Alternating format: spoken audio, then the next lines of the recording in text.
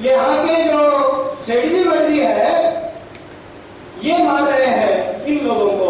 क्यों कि आमद गिरी किसकी है कि जो इंटरकास्ट मैरिजेस होते हैं तो जब लड़का नीचे के जात का होता है और लड़की ऊपर के जात की होती है तो ऐसे लोगों को लड़के को मारा जाता है, लड़की को भी मारा जाता है। क्यों मारा जाता है और क्यों ये तुम्हारे जो पेपर वाले हैं इसको बहुत फ्लैश करते हैं, क्यों करते हैं कि लोगों में ये मैसेज देना है उनको कि इंटरकास्ट मैरिजेस नहीं होना है, ये बदमाशी है, ये हमें समझना है। यहां पर दहशतवादी हमले क्यों होते हैं? मैंने उसके ऊपर पावर गेम किताब लिखी है जो हेमंत करकरे जिन्होंने मालेगांव हत्याकांड की चौकसी किया और उसमें ये जो साध्वी प्रज्ञा सिंह, इसमें प्रसाद पुरोहित, उसमें रिटायर्ड रमेश जो ये है जो भी वो भी इसी जात का है, ऐसे लोगों का हाथ डेफिनेट करना जो कि लोग मिलिट्री में कार्यरत है, ऐसे लोगों ने इसमें हिस्सा लिया बॉम्ब स्फोट करने के लिए। ये बात जो है ये हमारे सामने नहीं आती है।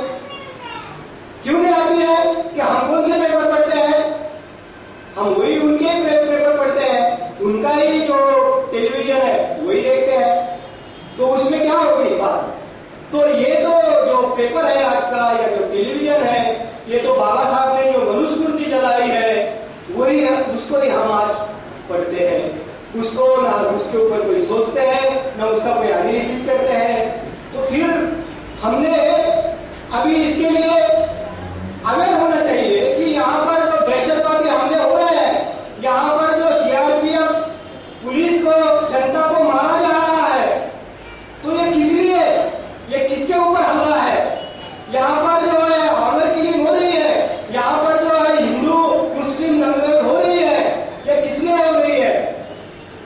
ये जो सब बातें हैं ये हमारे ऊपर ही हमला है।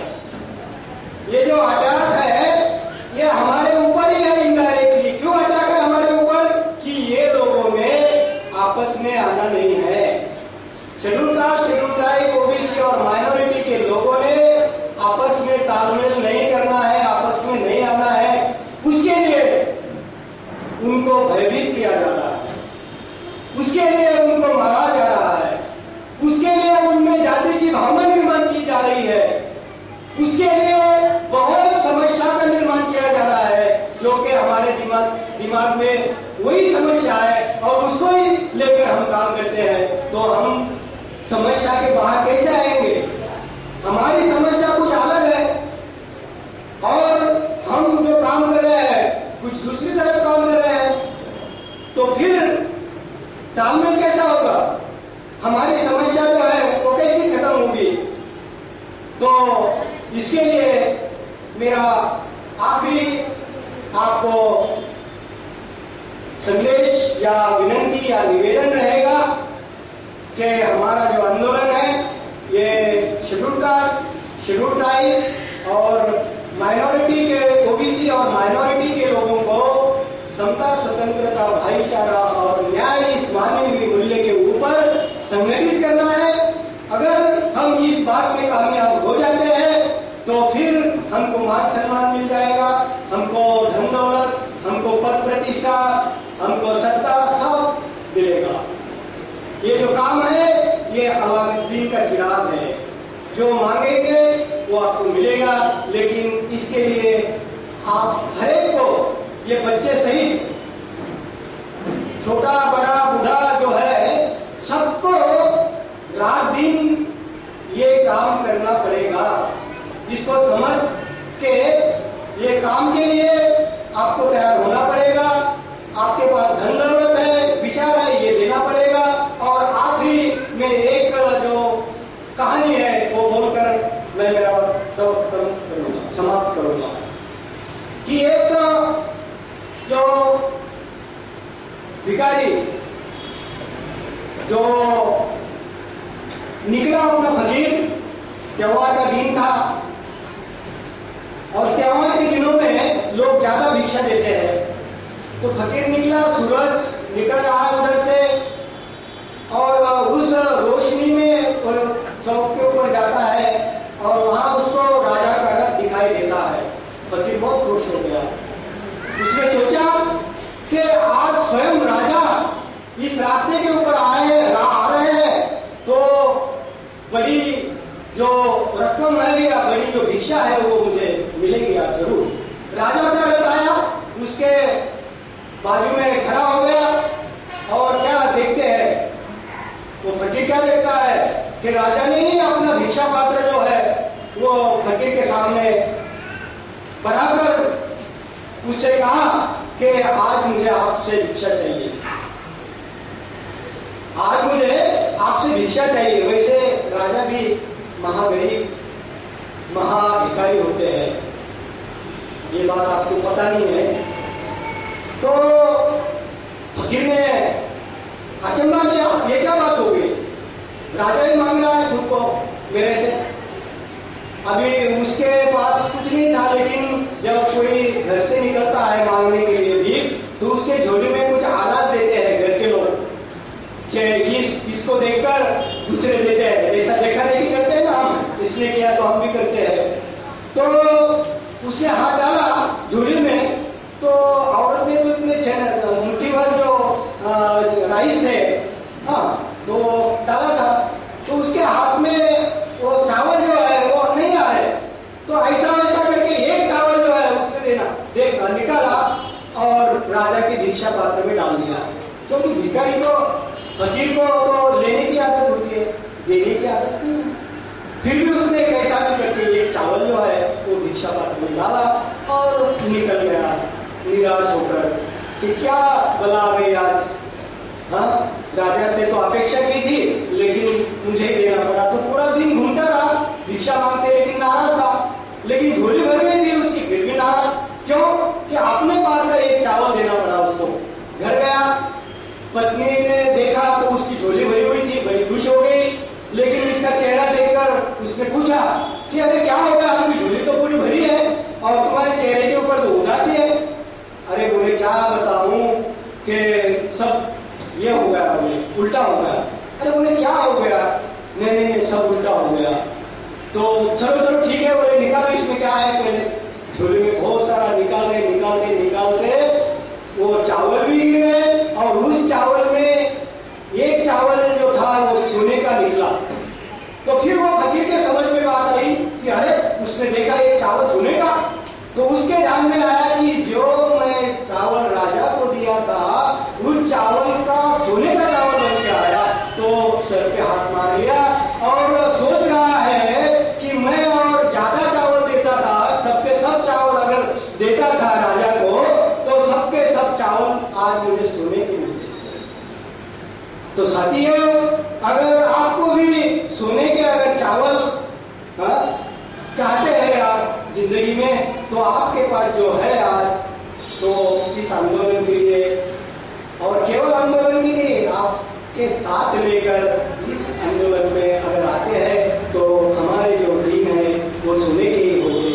इतनी बात करते हुए मैं आपकी रजा देता हूँ। धन्यवाद।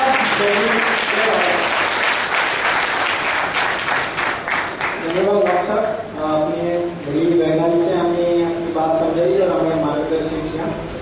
अभी माननीय प्रेम सिंह राठौर साहब को यहाँ पे स्टेज पर बुलाना चाहूँगा, कृपा करके आभार प्रदर्शन व्यक्त करें।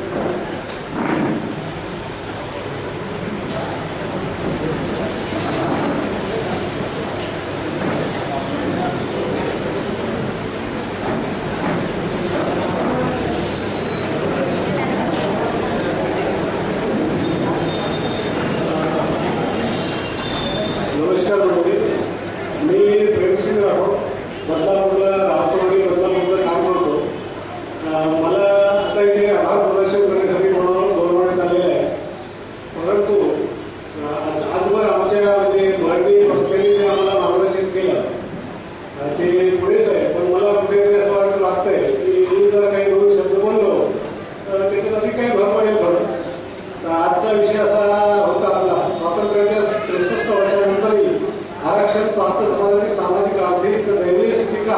आणि दूर करण्यासाठी खात्रीलायक उपाय काय.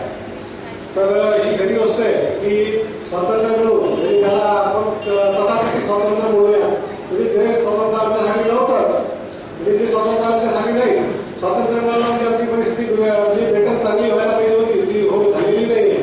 स्वातंत्र्य एवढी लोक 40% कशी खाली होते, 85% लोक खाली आहे. म्हणजे हे स्वातंत्र्य खोटं आहे. अशा परिस्थितीत ही आमची जी सामाजिक, आर्थिक आणि राजकीय जी दैनीय अवस्था आहे ही जर आम्हाला घडवायची असेल, आम्ही या देशाचे खरे मालक आहोत. म्हणून जर आम्हाला प्रतिष्ठित या देशामध्ये राहायचं असेल तर SC, ST, OBC आणि कन्व्हर्टेड मायनॉरिटी ज्याला आपण म्हणतो ह्या समाजाने बंधुभावाला एकत्र यावं लागेल, एका विचाराला काम करावं लागेल. आणि तेच काम आम्ही तुमच्यासमोर पैगामच्या माध्यमातून आणलेलं आहे. त्याला तुम्ही तन मन धनानं ह्या ज्या पद्धतीने जे काय जमेल ते द्या, एवढी तुम्हाला विनंती करतो. आजचा कार्यक्रम जवळजवळ 3 ते 3.5 तास चाललेला आहे. आपले राष्ट्रीय अध्यक्ष आपले राष्ट्रीय निमंत्रक BN वाघ साहेब यांनी आपल्याला फार महत्वाचं मार्गदर्शन केलेलं आहे की या देशामध्ये जर आपली सत्ता यायची असेल तर आपण काय केलं पाहिजे यामध्ये असं म्हणतो. त्याच्यानंतर आपण आपल्या समाजासाठी काय करू शकतो याबद्दलचं मार्गदर्शन रामजी जाधव साहेब, उपसचिव उच्च तांत्रिक शिक्षण मंत्रालय मुंबई. दुसरे आपले वक्ते Rajkumar, general management Nokia Siemens network India region Mumbai. त्याचबरोबर ममता गोसावी मॅडम, राज्य महिला आघाडी पैगाम, यांनी पण आपल्याला चांगलं मार्गदर्शन केलेलं आहे. पैगामचे राज्य निमंत्रक मोहन राठोड साहेब यांनी सुद्धा आपल्याला बरंचसं मार्गदर्शन केलेलं आहे. त्याचबरोबर हा कार्यक्रम यशस्वी करण्यासाठी आमच्या काही स्थानिक म्हणजेच कल्याण, अंबरनाथ, बदलापूर युनिटचे आणि काही बाहेरचे आमचे वरिष्ठ कार्यकर्ते जसे आमचे सावंत साहेब, गोसावी सर हे रायगडवर आलेले, आमचे थीम सॉन्ग गाणारे निर्भोळे साहेब, आमचे वाणिज्य पैगामध्ये उपसंपादक म्हणून काम करणारे आणि सोनू म्हणून हा संवाद अतिशय चांगला संवाद लिहिणारे आणि ज्यांनी आपलं संपूर्ण जीवन पैगामसाठी समर्पित केलेलं आहे असे आमचे लक्ष्मणजी शिर्के यांचं मी पैगाम कल्याण, अंबरनाथ, बदलापूर युनिटच्या वतीनं आभारी आहे. त्याचबरोबर इथे जे स्थानिक जनतेमध्ये पैगामच्या सभेबद्दल संदेश घेऊन गेले, घरोघरी गेले, त्यांनी आपला संपूर्ण वेळ या 8-10 दिवसाला दिलेला आहे असे भालचंद्र गायकर, आदित्य, या इथे जी बसण्याची व्यवस्था केली आहे, डेकोरेटर श्री माने साहेब, रोटरी क्लबचे जेकब साहेब, दांडगे सर आणि त्यांचा जो विद्यार्थी संघ आहे आणि अतिशय मेहनत घेतलेली आहे, या सर्वांचा मी पैगाम बदलापूर, अंबरनाथ युनिटच्या वतीनं सदस्य आभारी आहे. आणि सगळ्यात महत्वाचं म्हणजे जी आमचे सोतू वर्ग आहे, आमच्या माझ्यापुढे बसलेले माझे बंधू भगिनी आहेत, यांनी आपला रविवारचा जो नोकरदार लोकांचा खाण्यापिण्याचा आणि आरामाचा वेळ असतो तो आराम न करता समाजाप्रती आपली काही जबाबदारी आहे, समाजाचं काही आपण ऐकून घेणं जरुरी आहे, समाजाला आपण काहीतरी देणं जरुरी आहे, ह्या भावनेतून जे आज आले त्यांनी आमच्या गोष्टी ऐकल्या, ते आमच्या पुढील कार्यक्रमाला पूर्णपणे सहकार्य करतील अशी मला अपेक्षा आहे. त्यांचा मी पैगामच्या वतीनं स्वतःचा आभार मानतो आणि अध्यक्षांच्या वतीनं कार्यक्रम संपला असं जय करतो. जय गुरु.